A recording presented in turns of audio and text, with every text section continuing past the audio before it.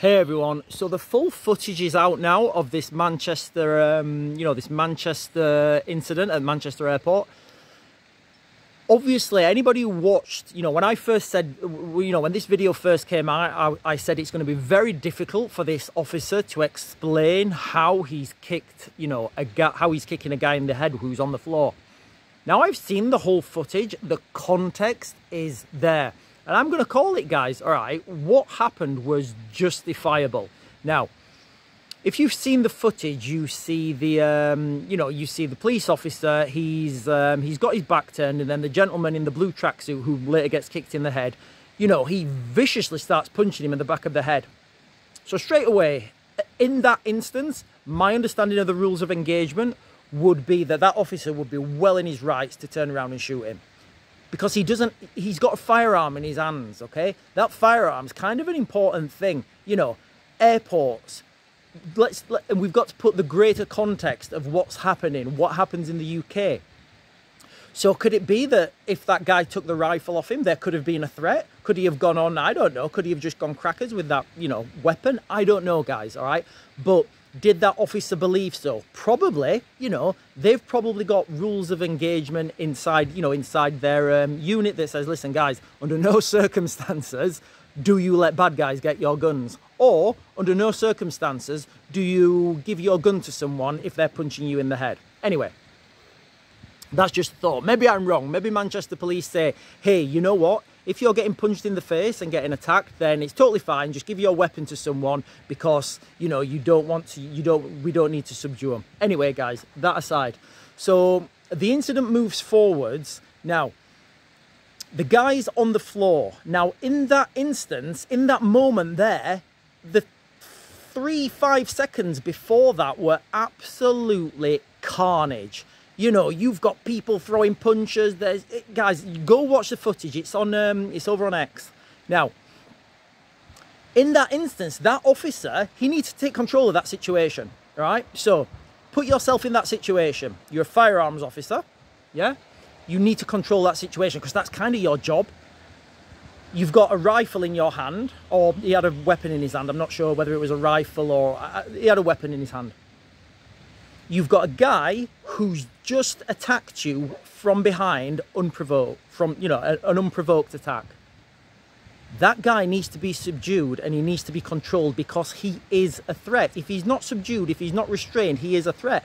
The officer, he needs to stay on his feet. He can't go down and start tying this guy's hands up while there are other threats around. So you need to neutralize that threat as quickly as possible. Now, was a kick necessary? Was it out of the order?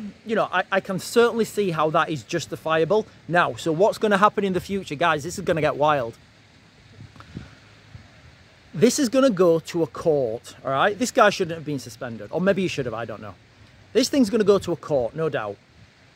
The courts are going to look at this and they're going to say exactly what I've just said.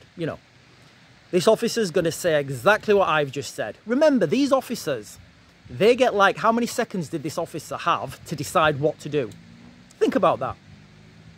The whole incident was over in seconds. That officer's only got a few seconds to decide what to do. That guy's already attacked him from behind and put him on the floor.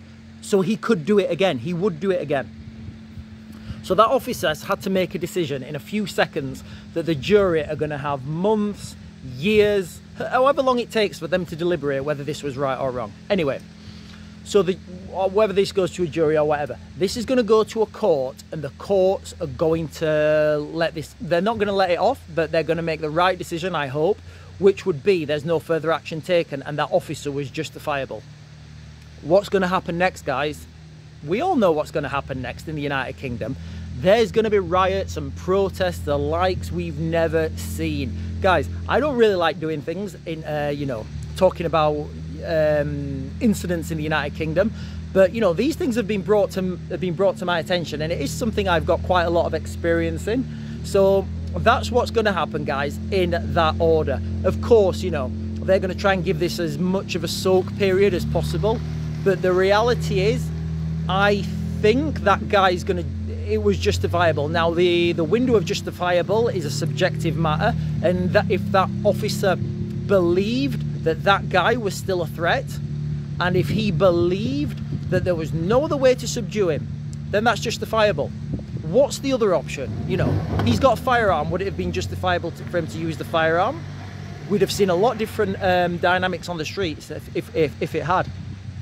I think it's really interesting now, though, that the police or whoever it is have released this the whole CCTV footage now, so we can get things in context. But guys, be under no illusion. I think this was justifiable. Whether it was right or wrong, it doesn't matter. I think this guy can justify his actions. Remember, he had a few seconds to react, and the courts, the legal system, the protesters, they're going to have months and months and months to decide what was happening, and he only had a few seconds to react. What was the other option? Not subdue this guy and he gets up and takes a rifle? I don't know, guys. Let me know what you think in the comments, guys. I'm really struggling with the internet, and oh god, I've got to go. Guys, I've got to go, sorry.